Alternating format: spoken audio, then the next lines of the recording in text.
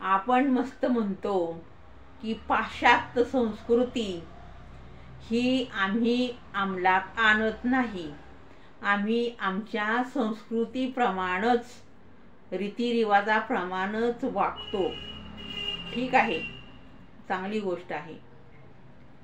पण हे लक्षात येत नाही की आपण ज्या संध्याकाळी सगळेजण यावेळी एकत्र येतो त्यावेळेला हिंदी सिरियल बघतो, त्यामध्ये एका महिलेचे 3-4 विवाह झालेले दाखवतात.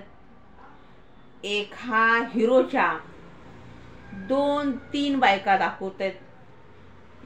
एकाच घरात 2 बायका, एक गरीबाची आहे, एक थोडी श्रीमंताची आहे.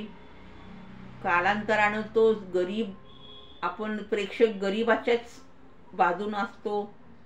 ती कदाचित थोडीशी दिसायला कशी तरी काहीतरी ते बरोबर दिग्दर्शक करून दाखवतात. आपण मात्र वेड्यासारखं बघत राहतो. तो हिरो कधी एकदा त्या गरीब मुलीच्या प्रेमात खरोखर पडतोय आणि तिचा स्वीकार करतोय. आणि जिचे 3-4 नवरे दाखवलेत, हे बाब सगळं कधीच ह्याला सोडून देतायत आणि एकट्याचीच ही कधी राहते. फार भयानक परिस्थिती आहे. आम्ही पाश्चात्य संस्कृती स्वीकारत नाही असा म्हणणारा आपला प्रेक्षक वर्ग ज्या वेळेला संध्याकाळी दूरदर्शनच्या पुढं बसतो मनोरंजन म्हणून, आपल्या छोट्या छोट्या मुली, आपली मुलं हे कार्यक्रम बघतात, तुम्हाला असं कधी का वाटत नाही की हे मनोरंजन कधी कधी थोडंसं घातक ठरू शकतो? आपण म्हणताना काय म्हणतो, मुलांच्यावर संस्कार चांगले झाले पाहिजेत, केले पाहिजेत, आम्ही करतो, हेपर्यंत ठीक आहे.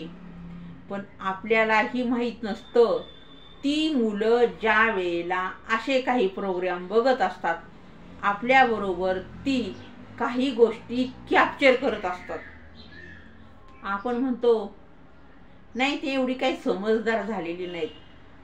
ती समजदार कधी होतात हे आपल्यालाही कळत नाही.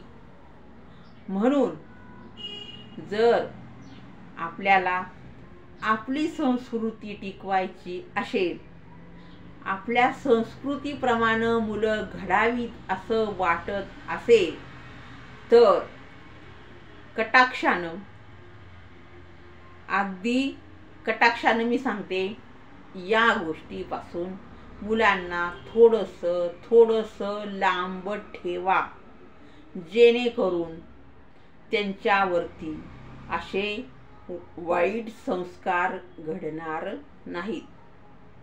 Have a good day. Thank you. Like करा.